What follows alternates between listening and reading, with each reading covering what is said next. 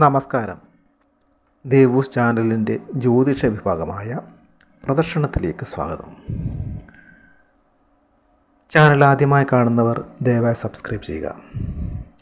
ഇനി വീഡിയോയിലേക്ക് കടക്കാം. ഉത്ര നക്ഷത്രത്തിൻ്റെ 2024-25 ഫലങ്ങളാണ് ഇന്നത്തെ വീഡിയോയിലൂടെ അവതരിപ്പിക്കുന്നത്.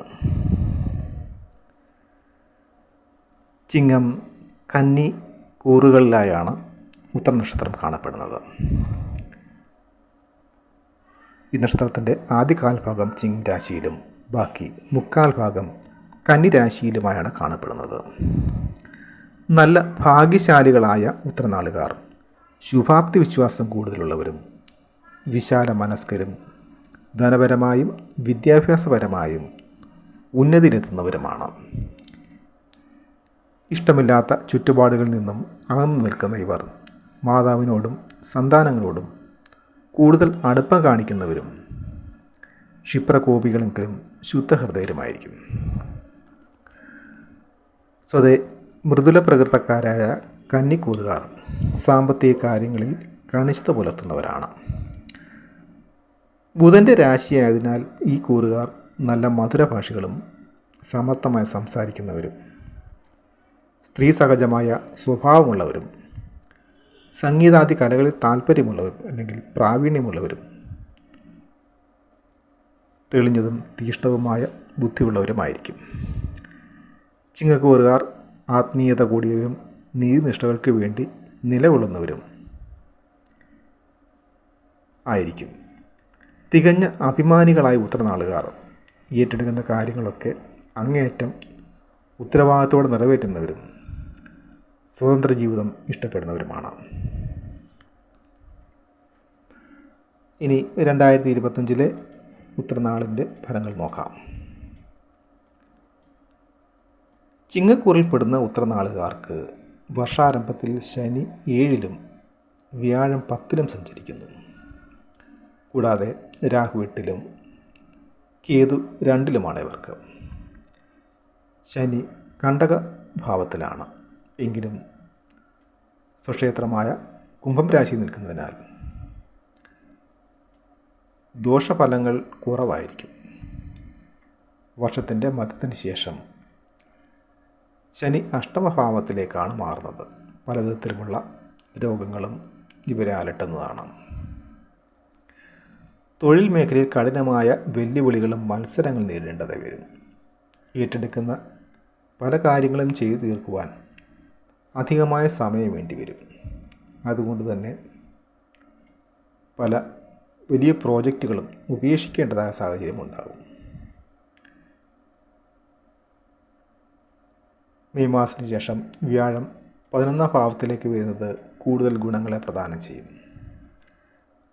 പല സങ്കല്പങ്ങളും യാഥാർത്ഥ്യത്തിലാകുന്നത് മനസ്സന്തോഷം വർദ്ധിപ്പിക്കുന്നതാണ്. സംഘർഷാവസ്ഥകളൊക്കെ ലഘൂകരിച്ച് മുന്നോട്ട് പോകുവാൻ ഈ വർഷം സാധിക്കും. ആത്മീയ കാര്യങ്ങളിലുള്ള താല്പര്യം വർദ്ധിച്ചു വരും. മെഡിക്കൽ രംഗത്ത് പ്രവർത്തിക്കുന്നവർക്ക് പലവിധ ഗുണഫലങ്ങളും ഉണ്ടായിരിക്കും. ബന്ധുക്കൾക്ക് വേണ്ടി പണം ചെലവഴിക്കേണ്ടതായ സാഹചര്യമുണ്ടാകും. തൊഴിലന്വേഷകർക്ക് തൊഴിൽ ലഭ്യമാവുകയും മുടങ്ങിക്കിടന്ന ലോണുകളൊക്കെ പാസ്സായി കിട്ടുന്നതുമാണ്. പൊതുപ്രവർത്തന രംഗത്തും സാമൂഹിക സേവന രംഗത്തും കൂടുതലായി പ്രവർത്തിക്കുകയും ഏർപ്പെടുകയും ചെയ്യും. ഇവർക്ക് ബഹുമതികളും അംഗീകാരങ്ങളും ലഭ്യമാകും. വ്യാപാര രംഗം കൂടുതൽ മെച്ചപ്പെടും. വാഹനങ്ങളിൽ നിന്നും പണിയായുധങ്ങളിൽ നിന്നുമൊക്കെ അപകടങ്ങളോ മുറിവുകളോ ഒക്കെ ഉണ്ടാകാൻ സാധ്യതയുണ്ട്. പണച്ചെലവുകൾ വർദ്ധിച്ചു വരും.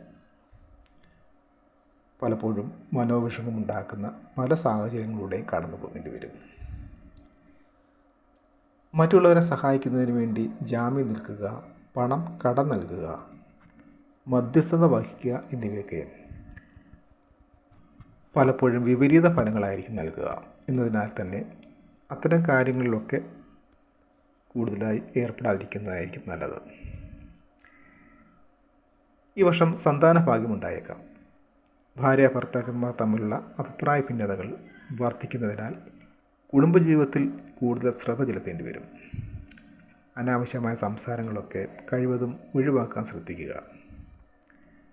പലപ്പോഴും അപവാദങ്ങൾ കേൾക്കാനിട വരുന്നതാണ്. കന്നിക്കൂറിൽപ്പെട്ട ഉത്രനാളുകാർക്ക് വർഷാരംഭത്തിൽ ശനി ഇഷ്ടഭാവമായ 6-ാം ഭാവത്തിൽ സഞ്ചരിക്കുന്നതിനാൽ മികച്ച ഒട്ടേറെ ഫലങ്ങൾ അനുഭവവേദ്യമാവും. കൃഷിയിൽ നിന്നും കച്ചവടത്തിൽ നിന്നുമൊക്കെ ആദായവും വരുമാനവും വർദ്ധിക്കുന്നതാണ്.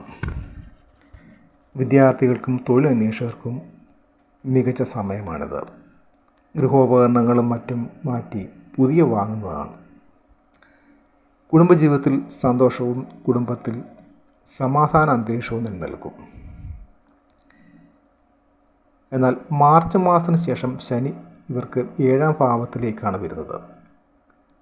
കണ്ടകശനി തുടങ്ങുന്നതിനാൽ കുടുംബജീവിതത്തിൽ പലവിധത്തിലുള്ള അസ്വാരസ്യങ്ങളും പ്രകടമാകും.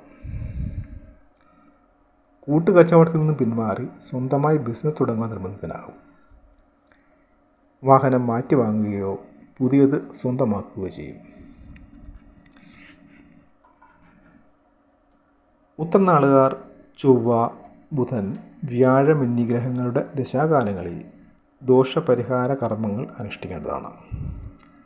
ചിങ്ങക്കൂറുകാർ ഞായറാഴ്ചയും ഉത്രവും ചേർന്ന് വരുന്ന ദിവസങ്ങളിൽ ആദിത്യ പൂജ ചെയ്യുന്നതും സൂര്യ നമസ്കാരം നടത്തുന്നതും സൂര്യഭജനം നടത്തുന്നതും ഉത്തമമായി പറയുന്നു.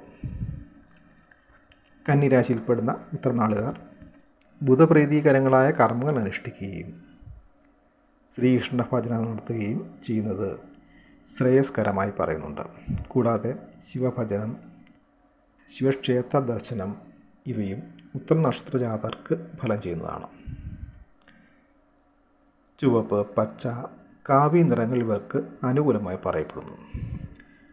ചിത്തിര, വിശാഖം, തൃക്കേട്ട എന്നീ നാളുകാരുമായും ഉത്രം ആദ്യ പാദത്തിൽ ജനിച്ചവർ പുരുരുട്ടാതി 4-ാം പാദം, ഉത്രട്ടാതി, രേവതി എന്ന നക്ഷത്രക്കാരുമായും ഉത്രം 2, 3, 4 പാദക്കാർ അശ്വതി, ഭരണി, കാർത്തിക ആദ്യ പാദം എന്നിവരുമായുള്ള കൊടുക്കൽ വാങ്ങലുകളും ഇടപാടുകളും വിവാഹം പോലെയുള്ള മംഗളകർമ്മങ്ങളും ഒഴിവാക്കി പോകേണ്ടതാണ്. അടുത്ത നക്ഷത്രവുമായി വീണ്ടും കാണാം. നന്ദി, നമസ്കാരം.